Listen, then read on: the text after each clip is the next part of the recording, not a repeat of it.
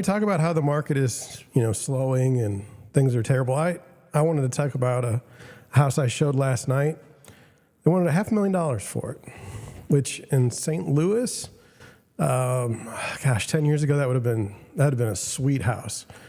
But let's go over it. So I work as a buyer's agent, and so I've been working with these buyers for a long time, and they understand the difference between price and value. So price is what you pay, but value is what you get. And so I'm always on the value side. And so what does that mean? It means that you can look at the systems of the house. So the HVAC, the water heater, all those things. What kind of shape are those in? What does the roof look like? How many years until there's going to need to be a replacement? How does what is the general construction of the house? I mean, does it look like it needs tuck pointing? I mean, things like this, those things. Some agents aren't going to pay attention to any of that stuff, but that's not who I am. I feel like the more houses we see, the better chance you have of getting value for a home, even in today's market. And I think that it helps keep you from getting something like buyer's remorse, which is something that as an agent I would never want one of my buyers to have. And so, if you go nationally, you'll see that places like Austin, Phoenix have seen declines in house prices, and I totally understand that. But in St. Louis right now, the right house at the right price and the right location is just still unbelievable. And I kind of just want to go through it. So my buyers, typically the way I work is my buyers will send me a property that they saw in search, and they'll ask me about it, and we'll go over the disclosures. The disclosures on this particular house looked fine. It had a length of ownership that was, I always like to look at more than 5 years. If a house keeps getting moved every 2 years, I often question what is the reason behind that? Is there something that we just don't know that no one's telling us? This one had a nice long history, and so I was fine with it. Now, when I saw it online, there's things, I've seen probably millions of pictures of listing photos at this point. And so certain things I'll notice, for one, in this particular house, the camera used a fisheye lens for the kitchen. So I knew that it was probably going to be much smaller than what the picture looked like. But that was fine. So I meet with them at the house, and I get there a little bit earlier. The first thing I notice is on the front, the siding is bubbled out. Now, understand this is a $500,000 house. It's also on the corner of a busy street, and you can't park in front of the house, which basically means if you have friends over, they're not parking anywhere near you. Now, if you don't like your friends, I guess that's okay.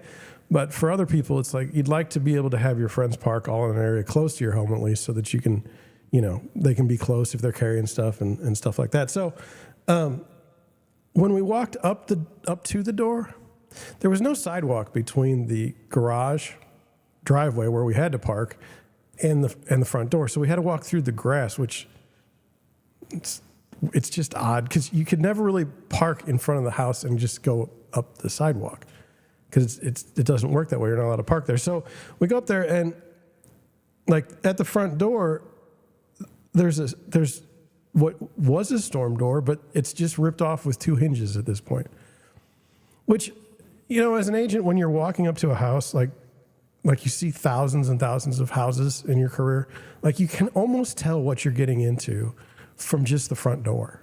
I mean, it's crazy. So I don't know if I mentioned the bubble siding by the garage, but it was all bubbled and coming off, which siding doesn't normally bubble like that. So it was really odd.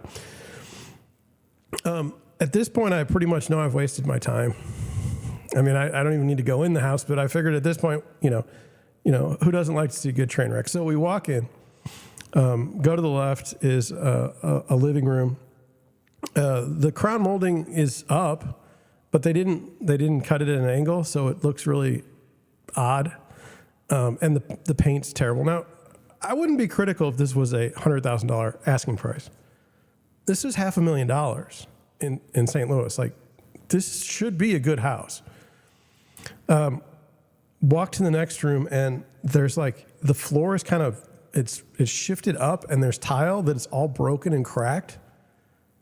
And then we walk a little bit further, and it's the door to the outside. So we open it. It's to the backyard. We open it. There's a storm door there, but the front of the glass is broken out. And you walk down these newer stairs that are not the same size. Brand new wood, though, and a banister that's loose And then you walk straight down into a pit of mulch. And when you turn around, you can see that there used to be a deck there, but they just tore the deck down.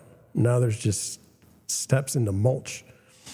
You get down and you see there's a she shed. Now everybody likes the she shed, right? It was cute. It was gray and pink, and yet when you actually looked inside the she shed, it was basically falling down. And then towards the bottom of the property, now this is on a hill, and at the bottom of the property there's a drain which is broken, and all the water from the property from all sides will run right in this drain. Only problem with that is the door to the basement is only like 2 feet away. So the minute that gets clogged with leaves in St. Louis, and if your backyard's full of trees, the chances of that happening are super high. You're just going to get flooded in the basement. All right, so we go back inside because, we'd seen enough of the back, and we go to the kitchen. The kitchen has, it's about 10 feet wide, and they've taken out the refrigerator. Here's a tip for you. If you see that the refrigerator is not in a home, it's usually because it's either on a flip, they don't put them in, or in this case, like if you would have had the refrigerator in the kitchen, it would have been an even smaller kitchen. Like you wouldn't have even been able to fit 2 people in there. So now you've got this $500,000 house with a kitchen that's almost unusable. You've got an addition where the tiles all trashed.